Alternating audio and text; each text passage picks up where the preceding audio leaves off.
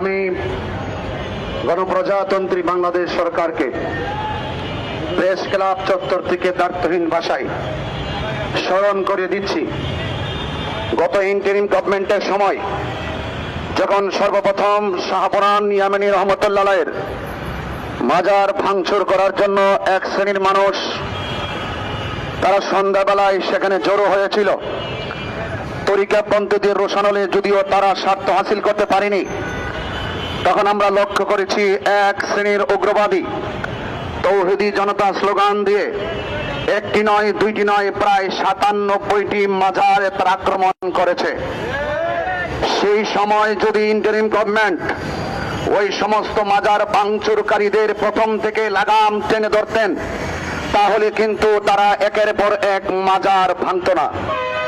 তো সেই সুযোগে এখন বর্তমান যিনি রাষ্ট্রপ্রধান, আমরা দেখেছি গত পরশুদিন সেই বিগত ইন্টারিমের আমলে যেই রকম নেক্কারজনক ঘটনার অবতারণা হয়েছে, মাজার ভাঙচুরের মাধ্যমে, কবর থেকে লাশ তোলার মাধ্যমে, আগুন দিয়ে পুড়িয়ে দেওয়ার মাধ্যমে যেই রকম ভাবে নেক্কারজনক ঘটনার অবতারণা হয়েছিল, আজ গত পরশুদিন আবার সেই মিরপুর হযরত শাহ আলী বাগদাদী রহমতুল্লাহ আলাইহির মাজার জিয়ারতকারীদের উপরে আক্রমণ করে আবার সেই আরেকটি মাজার যুক্ত হয়েছে। তো একের পর এক যদি এভাবে এই দেশে ইসলাম এনেছেন আল্লাহর ওলিগণ, এই দেশে ইসলাম এনেছেন আল্লাহর ওলিগণ, আল্লাহর ওলিদের মাজারকে সুরক্ষা দেওয়া দেশের প্রত্যেকটা নাগরিকের দায়িত্ব, রাষ্ট্রপ্রধানের দায়িত্ব। ওই সমস্ত উগ্রবাদী তারা কারা, যারা আল্লাহর ওলির মাজারকে ভাঙচুর করার জন্য একের পর এক তারা আঘাত করছে, হানা দিচ্ছে, তারা দোহাই তুলছে। সেখানের ভিতরে মাদকের আড্ডা হয়, নেশার আড্ডা নাকি হয়? আমি বলতে চাই, মাথা ব্যথা হয়েছে বলেই গলা কেটে ফেলে দেওয়া যাবে না। মাথা ব্যথার ট্রিটমেন্ট করতে হবে। একান্ত যদি কোনো মাজারে কোনো ধরনের অপ্রীতিকর কোনো সরাসরি বহির্ভূত কোনো কাজ হয়, সেটাকে প্রতিরোধ করতে হবে, মাজারকে সুরক্ষা দিতে হবে। মাজারকে সুরক্ষা না দিয়ে একের পর এক দিব্যি তারা মাজার ভাঙচুর করছে, জিয়ারতকারীদের উপর আক্রমণ করছে। আমি দেখেছি গত পরশুদিন যখন ঘটনার অবতারণা হয়েছে, সেই মিরপুরের জামাতের এমপি সে বলেছে সেখানে কোনো ধরনের মাজার আক্রমণ করা হয় নাই, সেখানে নাকি মাদক বিরোধী অভিযান চালানো হয়েছে।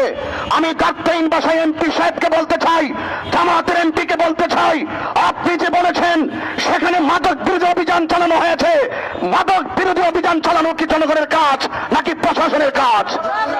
তো প্রশাসনকে ফাঁকি দিয়ে তারা একের পর এক এইভাবে একের পর অন্যায় করে যাচ্ছে, আর একটি স্থানীয় প্রতিনিধি মব ভায়োলেন্সকে উস্কিয়ে দিচ্ছে। আমি মনে করি এই সমস্ত মব ভায়োলেন্সের পেছনে নিশ্চয়ই কোন ধরনের মদত সম্পৃক্ততা রয়েছে। এজন্য আমি বলবো, রাষ্ট্রপ্রধানকে বলবো, অনতি বিলম্বে এই সমস্ত মাজারকে ভাঙচুর করার জন্য যারা একের পর এক অন্যায় করছে, অপরাধীদেরকে আপনারা আইনের আওতায় আনুন এবং তাদেরকে দৃষ্টান্তমূলক শাস্তির ব্যবস্থা করুন। পাশাপাশি মিরপুরের ওসি সাহেবও গতকাল বলেছেন সেখানে কোনো লাঠি পেটা হয় নাই। আচ্ছা বলুন তো, সারা দেশের মানুষ দেখেছে, সারা বিশ্বের মানুষ দেখেছে, প্রকাশ্যে জিয়ারতকারীদেরকে আঘাত করেছে, স্থাপনাকে ভাঙচুর করা হয়েছে, মানুষকে রক্তাক্ত করা হয়েছে। প্রশাসনের তিনি কোন দায়িত্বশীল ব্যক্তি যিনি বলছে সেখানে লাঠি পেটা করা হচ্ছে না? আমি তো মনে করি প্রশাসনের এই সমস্ত দুর্বল কথাগুলো একের পর এক মব ভায়োলেন্স উস্কে যাচ্ছে। কথা বলেন ঠিক কিনা? আমরা আশা করব প্রশাসনকে দায়িত্বশীল ভূমিকা পালন করতে হবে, স্থানীয় প্রতিনিধিদেরকে দায়িত্বশীল ভূমিকা পালন করতে হবে। আর যদি এর ব্যত্যয় ঘটে, আমি প্রেস ক্লাব থেকে বলতে চাই, এই দেশে 75% তরিকাপন্থী সুন্নি মুসলমান, তরিকাপন্থী মানুষ। আমরা অনেক প্রতিবাদ করেছি। যদি প্রশাসন ওই সমস্ত উগ্রবাদীদেরকে সামাল দিতে ব্যর্থ হয়, যদি এই মব ভায়োলেন্সকে সামাল দিতে ব্যর্থ হয়, দেশ সুরক্ষায়, ধর্ম সুরক্ষায় এই দেশের 75% তরিকাপন্থী মানুষ আগামীতে প্রতিবাদ করবে না, ইনশাআল্লাহ প্রতিরোধ করবে ইনশাআল্লাহ। সেই প্রত্যেককে সুনাগরিককে দেশ সার্বভৌমত্ব সুরক্ষায়, ধর্ম সুরক্ষায় ঐক্যবদ্ধ থাকার আহ্বান জানিয়ে বিদায় নিচ্ছি। আসসালামু আলাইকুম ওয়া রাহমাতুল্লাহি ওয়া বারাকাতুহু।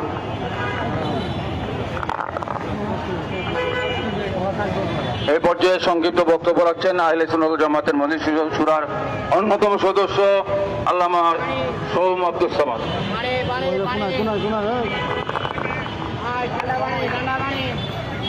বাংলাদেশ ইসলাম আহলে সুন্নাত ওয়াল জামাত আয়োজিত আজকের এই প্রতিবাদ সমাবেশের শ্রদ্ধেয় সভাপতি আহলে সুন্নাত ওয়াল জামাতের মান্যবর চেয়ারম্যান আল্লামা কাজী মাইনুদ্দিন আশরাফি, মান্যবর কো চেয়ারম্যান আল্লামা আবুল কাশেম নূরি, মান্যবর মহাসচিব নির্বাহী চেয়ারম্যান আল্লামা আবুল কাশেম নূরি, মান্যবর মহাসচিব অধ্যাপক আব্দুল্লাহ মারুফ সহ কেন্দ্রীয় নেতৃবৃন্দ, সমাবেত সুধীমণ্ডলী, আসসালামু আলাইকুম রহমতুল্লাহ বরকাতুহ।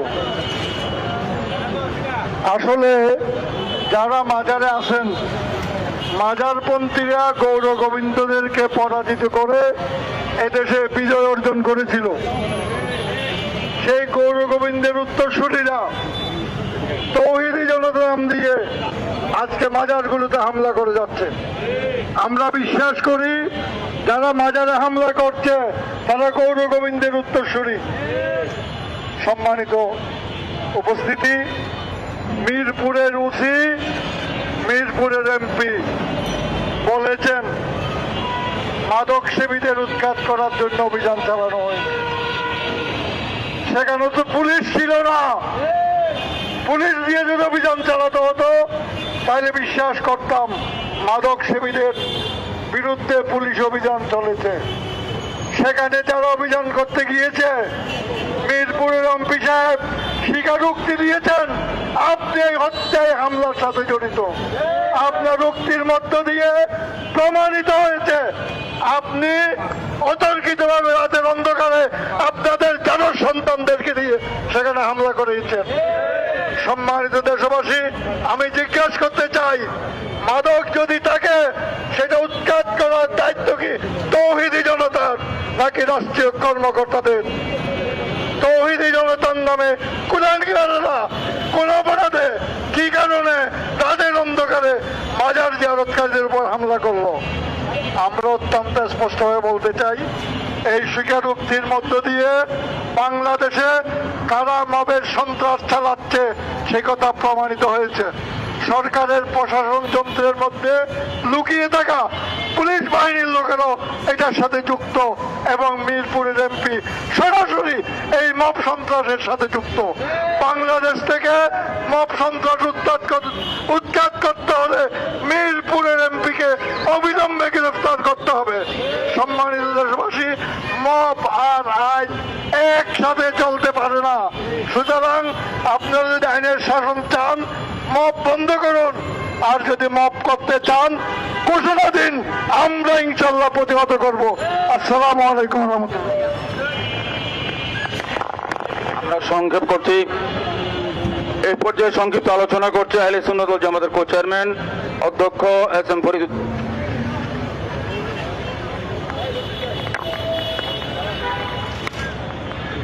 মিরপুর শাহ আলী বাগদাদী রহমতুল্লাহ আলাইহির মাজারে আক্রমণ করার প্রতিবাদে আহলে সুন্নাত ওয়াল জামাত কেন্দ্রীয় পরিষদ কর্তৃক আয়োজিত আজকের এই শাহ আলী বাগদাদী রহমতুল্লাহ আলাইহির মাজারে নিরীহ মানুষরা যখন ঘুমিয়ে তখন তাদের উপর অতর্কিত হামলা করে তারা এই দেশকে অস্থিতিশীল করার জন্য এবং সন্ত্রাসী কায়দায়, জঙ্গি কায়দায় এদেশকে একটি সন্ত্রাসী রাষ্ট্র পরিণত করার জন্য তারা নির্লক্ষ্য করতেছে।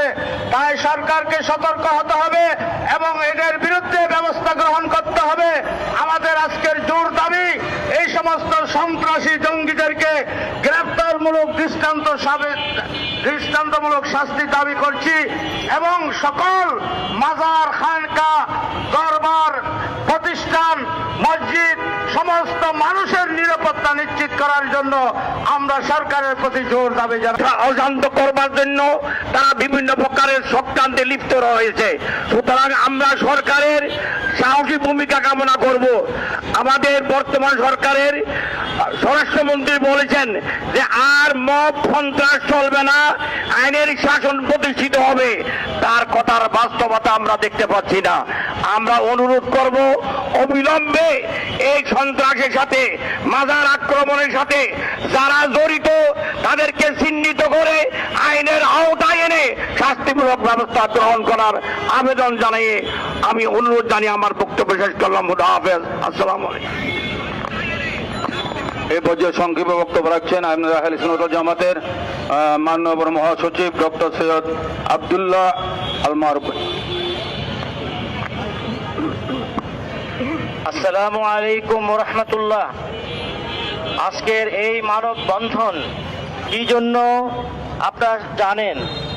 আমি বাংলাদেশ সরকার, বাংলাদেশের সর্বস্তরের জনগণ এবং উপস্থিত সাংবাদিক বন্ধুদের উদ্দেশ্যে বলছি যে আজকে আমরা এই মানববন্ধন করার জন্য জাতীয় প্রেস ক্লাবের সামনে একত্রিত হয়েছি, কিন্তু আমাদের এই প্রতিবাদ আজকে সারা বাংলাদেশে ছড়িয়ে পড়ছে। কারণ আমরা দেখছি যে এক শ্রেণীর লোক তৌহিদি জনতা নামে এই ধরনের সন্ত্রাস করছে। আমি সরকারের কাছে দাবি জানাবো যে তৌহিদি জনতা এই শব্দটিকে ব্যান করে দেন। কারণ আগে এটি ভালো অর্থে ব্যবহৃত হতো, যারা এক আল্লাহকে মানত তাদেরকে তৌহিদি বলা হতো, কিন্তু এখন ওই সকল খারাপ লোকেরা এই শব্দকে নিয়েছে, যারা রেসালতকে মানে না, যারা বেলায়েতকে মানে না, যারা আল্লাহ রসুলকে সঠিক সম্মান দেয় না, যারা আউলিয়া ইকরাম, এই আউলিয়া ইকরামকে সম্মান দেয় না। এই বাংলাদেশ হলো আউলিয়াদের দেশ। এই দেশের আজকে যে শতকরা 92% মুসলিম, তারা কিন্তু এই আউলিয়াদের ধর্ম প্রচারের মাধ্যমে হয়েছে। শাহ আলী বুগদাদি রহমতুল্লাহ আলাই তাদেরই একজন। এটা ঐতিহাসিক একটি মাজার, সেই মাজারের মধ্যে হঠাৎ করে এভাবে আক্রমণ করা, এটা যদি এখন প্রশাসন যদি এটাকে মদত দেয় এবং সরকার যদি এটাকে সিরিয়াসলি আমলে না নেয়, তাহলে সারা বাংলাদেশে যে অস্থিরতার সৃষ্টি হবে, তখন এই সরকার ভালো কোনো কাজে আর মন দিতে পারবেন না। তাদের সরকারকে ডিস্টার্ব করার জন্য এক শ্রেণীর লোক, পরাজিত শক্তি, তারা এই কাজগুলি করছে। সরকার যদি এখনই আইনগত ব্যবস্থা না নেন, তাহলে এই দেশের শান্তিকামী মানুষ ঐক্যবদ্ধ হয়ে এর বিরুদ্ধে লড়বে। তখন সরকার ঠেলা সামলাও। সরকার ঠেলা সামলাতে পারবেন কিনা সরকার বাহাদুর আপনি এখনই চিন্তা করেন। আমি এই সুযোগে বাংলাদেশে যত সুন্নি জনতা আছেন, যত মাজার এবং আউলিয়াদের প্রতি সম্মান প্রদর্শনকারী আছেন, তাদের সবাইকে আহ্বান জানাবো, আপনারা প্রত্যেক জেলায়, উপজেলায় এবং ইউনিয়নে সব প্রস্তুত হন। আমরা আহলে সুন্নাত ওয়াল জামাত এখন ঐক্যবদ্ধ। আমরা এই ঐক্যবদ্ধ সুন্নি সংগঠন থেকে বলছি যে আমাদের যে 15 কোটি সুন্নি জনতা আছে, সবাই আজকে এই মাজার আক্রমণে আমরা ব্যথিত। এই জন্য আমরা বলবো যে আমাদের প্রাণ ধমনী নিয়ে টান দিবেন না। আমাদের প্রাণের ধমনী নিয়ে টান দিলে কেউ এখানে টিকতে পারবে না। আমি এই জন্য আজকে এই সভা থেকে তীব্র প্রতিবাদ জানাচ্ছি এবং সরকারকে আহ্বান জানাবো যেন তারা অবশ্যই অচিরেই অবিলম্বে এর একটি প্রতিকারের ব্যবস্থা করেন এবং যারা অন্যায় করেছে, যারা যে সন্ত্রাসী আক্রমণ করেছে, তাদেরকে আইনের আওতায় এনে আপনার টেলিভিশনের পর্দায় দেখান, তাদের শেয়ারগুলি আমরা দেখি এবং তাদেরকে আদালতে নিয়ে বিচার করুন। আমি সবাইকে আবারও এই আমাদের প্রয়োজনে আমাদের ডাকে সাড়া দেওয়ার জন্য এখনই আহ্বান জানিয়ে আমার বক্তব্য এখানে শেষ করছি। ধন্যবাদ। এবার যে বক্তব্য রাখছেন আহলে সুন্নাত ওয়াল জামাতের মাননীয় নির্বাহী চেয়ারম্যান আল্লামা আবুল কাসেম নুরি সাহেব। আসসালামু আলাইকুম ওয়া রাহমাতুল্লাহি ওয়া বারাকাতুহু। প্রিয় দেশবাসী, প্রিয় সাংবাদিক ভাইয়েরা, প্রশাসনের ভাইয়েরা, সর্বস্তরের মুসলিম জনতা, রাহমানি ওয়া রাহমাকুমুল্লাহ তাআলা। আপনারা সবাই ইতিপূর্বে আমাদের নেতৃবৃন্দের বক্তব্যের মাধ্যমে জানতে পেরেছেন আজকে আমরা কি জন্য মানববন্ধনে আসলাম। একটি মাত্র কারণ, দুদিন আগে এই বাংলাদেশের রাজধানী ঢাকা শহরের ঐতিহ্যবাহী একটা দরবার হযরত শাহ আলী বাগদাদী রহমতুল্লাহ আলাইহের মাজারের মধ্যে আক্রমণ করা হয়েছে। এই জন্য আমরা আহলে সুন্নাত ওয়াল জামাতের পক্ষ থেকে যারা এই কাজ করেছেন আমরা তাদেরকে ধিক্কার জানাচ্ছি এবং প্রশাসনকে বলছি, ইতিপূর্বে আপনারা অনেকে মাজার আক্রমণ করেছেন, এক সময় হযরত শাহ জালাল সিলেটি এমনি আল মুজাররদি রহমতুল্লাহ আলাইহির মাজারে আপনারা আক্রমণ করেছিলেন। সেদিন আমি বলছিলাম, তোমরা বোমা মারছো শাহ জালালের মাজারে, আগুন ধরছে কিন্তু তোমাদের ঐক্য জোরের গদিতে। আমি প্রশাসনের ভাইদেরকে বলবো, সরকারকে বলবো, গদি আসে গদি যায়। আল্লাহর ওয়ালির দরবারে আউলিয়া ইকরামের সম্মানের উপর আঘাত করে আপনারা চেয়ারে কোনোদিন বসে থাকতে পারবেন না। বাংলাদেশের ইতিহাস স্বর্ণের মতো উজ্জ্বল। আমরা বিগত সরকার আমলে দেখতে পাচ্ছি, যারা নির্বাচনে যাবে, নির্বাচনে যাওয়ার আগে হযরত শাহ জালাল সিলেটি এমনি আল মুজাররদি রহমতুল্লাহ আলাইহির মাজারে জিয়ারতের মাধ্যমে তাদের উসিলা দিয়ে আল্লাহর কাছে দোয়া করে নির্বাচনী প্রচারণায় গিয়েছিল। হযরত শাহ আলী বাগদাদী রহমতুল্লাহ আলাইহির মাজারে